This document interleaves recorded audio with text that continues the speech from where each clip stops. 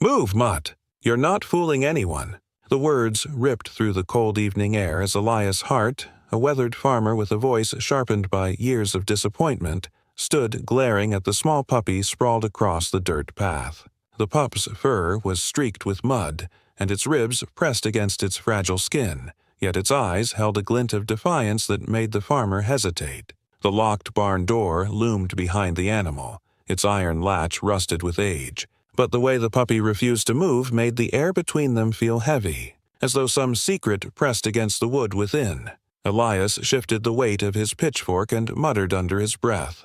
The day had been long, the soil dry, and the yield from his fields weaker than ever. His temper, already frayed, lashed out against the unexpected obstacle in his path. Yet even as he raised his boot to scare the animal aside, the puppy didn't flinch. Its growl was soft, more like the trembling throat of a child than the threat of a guardian. But it struck Elias with a strange hesitation he hadn't felt in years. For the first time that evening, his anger bent under the weight of confusion. From the farmhouse window, Miriam, Elias's widowed sister, watched silently. She had lived under the same roof for months now, cooking his meals, mending his shirts, but rarely daring to question the hardened man her brother had become. She saw him now, jaw clenched, shoulders rigid, facing down a creature that could hardly defend itself, and she whispered a prayer he wouldn't strike it. She knew what anger could do when left unchecked. Elias had never raised his hand to her, but she carried the memory of his storming out the night his wife had died, the barn door slamming so hard it split the frame. Since then, silence had hung between man and land alike. The pup shifted, pressing its small body tighter against the barn's threshold, as if its bones could fuse with the wood and seal away whatever it protected. Elias frowned, squatting slightly, the lines of his face deepened by dusk. "What in God's name could you be hiding?" he murmured, not to the animal but almost to himself. His breath clouded in the cool air. The barn had been locked for months. He had avoided it since winter, telling himself it held nothing but broken plows and forgotten tools, though in truth he couldn't bear to face the reminders inside. It had belonged to his father before him, and each time he stepped near its creaking boards, he felt the sting of all the dreams that had failed to blossom under his care. The puppy whimpered once, then grew still, its head lowering to the ground. Elias reached for the latch, his hand hovering just above the rusted metal. Something about the animal's refusal to leave unsettled him more than any wild beast could. He remembered his father's words when he was young, the only advice the old man had ever repeated: "When a creature stands its ground, you'd best respect it, Elias. It knows what you can't see." He had laughed at the time, dismissing it as one of many worn-out farm sayings. But the memory struck him now with uninvited weight. Behind him, Miriam stepped onto the porch, her shawl pulled tight. "Don't force it," she called softly, her voice steadier than she felt. "There's a reason he's there." Elias turned sharply, irritation flashing across his face, but it faltered when he saw her eyes fixed not on him but on the puppy. There was something in her gaze, a quiet recognition, almost maternal, that made Elias's heart give an uneasy thud. The evening deepened, a wash of red sinking behind the hills. The shadows from the barn stretched long across the yard, framing the scene like a painting of defiance and doubt. Elias stood trapped between his stubbornness and a trembling instinct he couldn't name. He could crush the puppy's protest with a single kick, yet some unspoken thread held him back, as if crossing the barn's threshold without permission from its unlikely guard would break more than just a lock. He let out a harsh breath, gripping the latch at last. The puppy gave a sudden yelp, leaping to its feet, its body pressing harder against the wood. Its eyes caught the fading light, flashing with such fierce desperation that Elias's chest tightened unexpectedly. The ground seemed to still beneath him, the evening cicadas quieting. He felt absurdly as though the world itself were waiting for his choice. Miriam took a hesitant step forward. "Elias," she whispered, her voice carrying both plea and warning. He didn't turn. His hand closed around the cold iron, and for the first time in years, Elias Hart felt fear not of loss or failure, but of revelation. Whatever waited in that barn had bound this fragile creature to its defense, and though Elias could not yet see it, he knew with startling clarity the puppy was not guarding for himself. He was guarding for Elias. The latch groaned as Elias pressed it down, his hand trembling despite his effort to appear steady. The puppy barked suddenly, the sound sharp and desperate, echoing against the barn walls. It wasn't the playful yip of a stray pup, but a warning, raw and protective, that clawed at something buried deep inside him. For a heartbeat, Elias froze, his knuckles white around the cold iron. He could force the door open in an instant. Yet some part of him hesitated, sensing that whatever lay beyond would not only alter his night but perhaps the course of his life. The pup shifted again, pressing tighter against the crack of the door, its small chest heaving with the effort. Miriam, who had crept closer across the yard, wrapped her shawl tighter around her shoulders. Her breath came in shallow bursts as though she too felt the weight of something waiting inside. "Elias," she called softly, "if he's keeping you out, maybe there's a reason." But her voice quavered at the end, betraying her own curiosity. She had spent long months in her brother's silence, years watching him harden like stone, yet this moment seemed to pry at his armor in a way she hadn't thought possible. Elias turned his head just enough to meet her eyes, his own filled with something Miriam hadn't seen since his wife's funeral: conflict. His pride told him to push forward, to prove that no animal, no mystery, could unsettle him on his own land. But beneath that pride lay something raw, a quiet fear of facing what he had hidden away too long. His voice rasped as he muttered, "It's my barn. No creature tells me where I can't step." Still, the words rang hollow, even to him. With a sharp twist, he pulled the latch free. The hinges screeched as the door shifted, sending a puff of stale air into the night.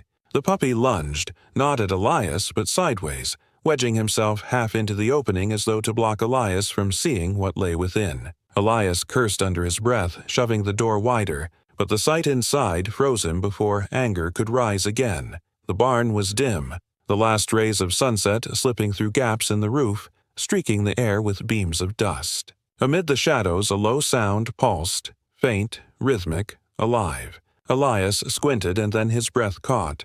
There, curled in a bed of old hay, were 3 smaller shapes, puppies, barely weeks old, their tiny bodies pressed against each other for warmth, their fur glistening faintly in the thin light. Their whimpers filled the silence with a fragile chorus, and the world seemed to tilt beneath Elias's boots. Miriam gasped, her hand flying to her mouth. She stepped closer, her eyes glistening. "Dear God," she whispered.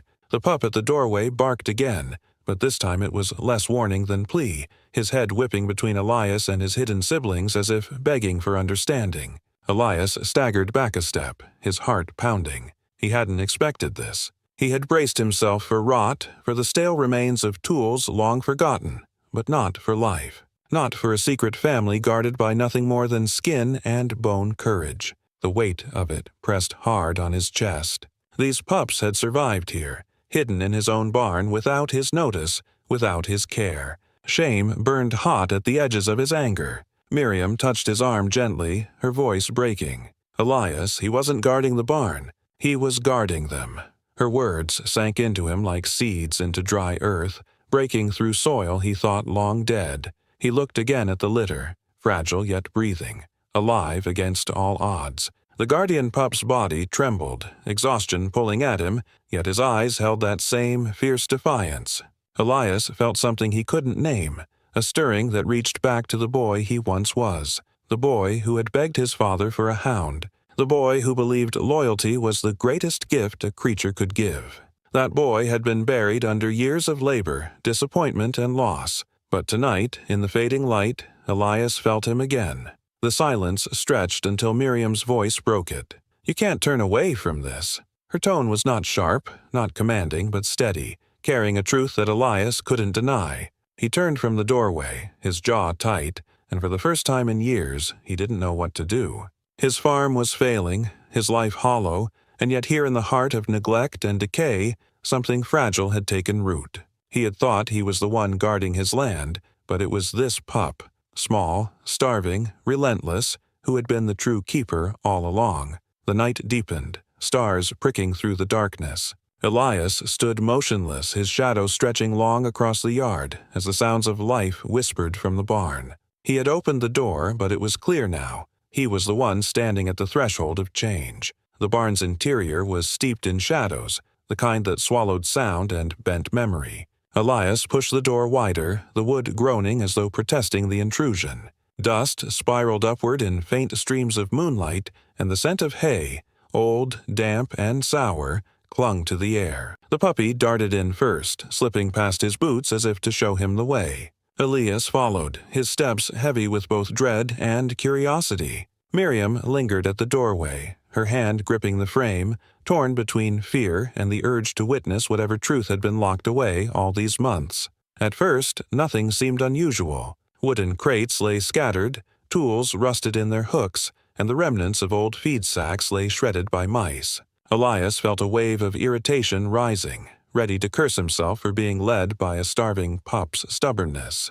But then he heard it, a sound so faint it almost escaped him. A muffled cry, fragile and raw, rising from the far corner where hay had gathered in matted piles. He froze, his chest tightening as the puppy bolted toward the sound, barking once before lowering its head protectively. Elias's blood ran cold. That wasn't the cry of an animal. It was the cry of a child.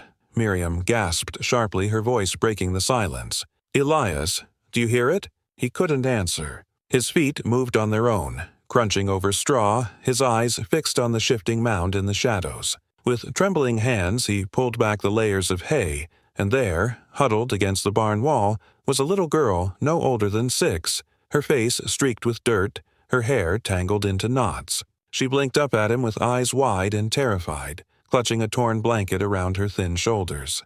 Elias staggered back, his throat tightening in disbelief. The girl didn't speak. Her lips quivered as if words had abandoned her long before he arrived. The puppy nestled against her side, nuzzling her arm, its body trembling as though it understood her fragility better than any human could. Miriam rushed forward, dropping to her knees, her hands hovering uncertainly before she dared to touch the child. "Sweetheart," she whispered, her voice trembling with maternal warmth. "It's all right. You're safe now." The child flinched, her eyes darting to Elias, then back to the puppy, as though she trusted only the animal standing guard. Elias's heart pounded violently. His mind raced with questions, each one louder than the last. Who was this child? How had she come to be here, hidden in his barn, guarded by a pup as thin and desperate as she was? And most of all, why did she look at him with such fear, as if he were the very danger she had been escaping? The silence broke when Miriam's fingers brushed a scar along the girl's wrist.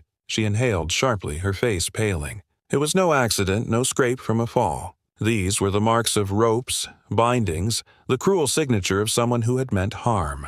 Miriam met Elias's eyes, her expression a mix of horror and unspoken accusation. He felt his gut twist, a cold sickness spreading through him. The barn was no longer a place of avoidance.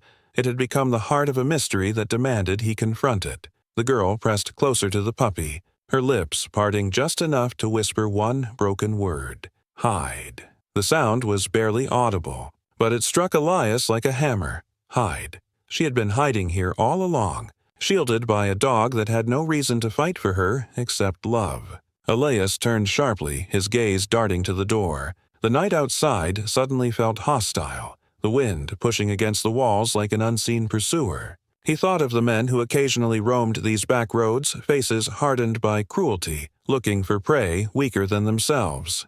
A surge of protectiveness rose in him, foreign and jarring, but undeniable. Miriam gathered the girl into her arms, rocking her gently as though instinct had taken over. "We need to know what happened," she whispered, but her words carried no urgency. Instead, they carried fear. Fear of discovering the truth. Elias stepped back, his shoulders brushing the barn wall, his eyes never leaving the locked door behind them. Somewhere beyond those fields, someone might be searching for what he had just found. Someone who would not stop until they claimed her again.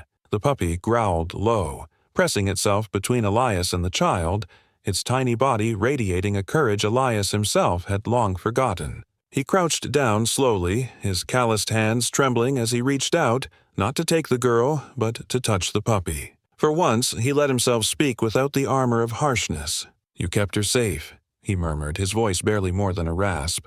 The pup's tail flicked once, its eyes never leaving his, as though demanding a promise in return. Elias felt the weight of it settle on his chest, heavier than the land, heavier than the years of grief he carried. And in that dark, breathless barn, he understood.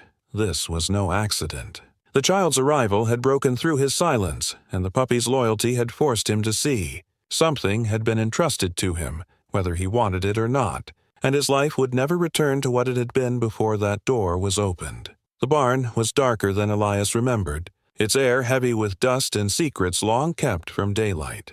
The small lantern he carried cast uneven circles across the warped beams, its glow trembling as if it too feared what lay ahead. The puppy padded silently beside him, no longer defiant but cautious, as though its duty had shifted from guardian to guide. Elias swallowed against the tightness in his throat, his grip on the lantern handle unsteady. Behind him, Miriam lingered at the door, unwilling to step further, her eyes following his every move as though she too anticipated a revelation neither of them were ready to face. The silence inside was alive, punctuated only by the occasional rustle of straw. Then, faintly, came a sound Elias hadn't expected, soft breathing, fragile and uneven, like the whisper of a life too delicate to survive on its own. He turned sharply, the light spilling across the corner where a pile of hay had been gathered with unusual care. The puppy darted forward, nosing gently at the mound, tail low, its body trembling with emotion Elias couldn't decipher. He stepped closer, each footfall dragging the weight of memory behind it, until he saw the shape that stopped him cold. Nestled in the straw lay a girl no older than 12, her hair tangled, her face smudged with dirt, her small hands clutching a frayed blanket pulled tight against her chest. Her eyes fluttered open at the sound of his approach, wide and startled, flashing with a mixture of fear and stubborn strength that mirrored the puppy's defiance. For a moment, Elias thought his mind had betrayed him, painting phantoms onto the shadows. But Miriam's sharp intake of breath behind him shattered the illusion. This child was real, her presence as shocking as the airless silence that followed. Who in God's name? Elias's voice broke, harsher than he intended. The girl shrank back, pulling the blanket higher, her lips pressed together in silence. The puppy whimpered, placing its body between Elias and the child, its small form vibrating with a loyalty that cut deeper than words. Elias knelt, his knees aching against the wooden floor, lowering the lantern to soften the light. "What are you doing here?" he asked, his tone quieter now, though no less strained. The girl said nothing, only tightened her grip on the blanket, her chest rising in uneven breaths. Her silence unnerved him more than any answer could. Miriam moved closer, her shawl brushing the floor. "Elias," she whispered, "she's been living here. Look at her." Her voice carried a tenderness that only sharpened the ache in Elias's chest. He saw now the remnants of food scattered in the corner, the faint signs of days, perhaps weeks, spent in hiding. And always, the puppy had been at her side, standing guard before the locked barn as if its small heart had sworn itself to her survival. Elias straightened, anger warring with something rawer, deeper. "Why didn't she come to the house?" he demanded, his eyes darting between Miriam and the trembling child. "Why hide in here like a thief?" The words felt cruel the moment they left his mouth, but they came from a place he could not yet name, a fear of what her presence meant for the fragile order of his life. The girl's eyes flickered at his tone, but still she did not speak. Only the puppy, with its unwavering gaze, seemed to answer him, and the answer was an indictment. The lantern flame wavered, throwing wild shadows across the barn walls. Elias felt the weight of the moment pressing harder, the twist of fate unraveling before him. He thought of his father's saying, of creatures knowing what men refuse to see, and realized with a jolt that this puppy had not been guarding a thing, but a soul. And that soul had chosen his barn as sanctuary, forcing him to confront not just her existence, but his own humanity. His chest tightened, a storm of guilt and uncertainty rising within him. And for once, Elias' heart, so hardened by loss and disappointment, had no words strong enough to shield him from the truth waiting in that child's eyes. The barn felt smaller than it ever had, as if the air itself had folded inward to hold the weight of revelation. Elias stood unmoving, the lantern in his hand flickering against the child's gaunt face. The puppy pressed against her side, its eyes fixed on him with the same quiet defiance it had shown outside. Miriam knelt gently, her voice low, her hand extended not with force but with invitation. "It's all right," she said softly, the words like a thread bridging the silence. The girl's eyes flicked between them, torn between fear and fragile hope, before she loosened her grip on the blanket just enough for Miriam to see her trembling fingers. Elias felt the burn of shame rise in him. His first instinct had been anger, suspicion, the reflex of a man who had closed himself off from the world too long. Now, standing in the dim light, he saw not a trespasser, but a child whose life had been reduced to hiding in the forgotten corners of his farm. He wanted to demand answers, but the questions lodged in his throat, useless and heavy. What mattered was not why she was there, but that she had survived here, under his very roof, without his notice. Miriam reached the girl first, wrapping her shawl gently over the thin shoulders. The child shivered, not from cold but from the release of fear she had carried too long.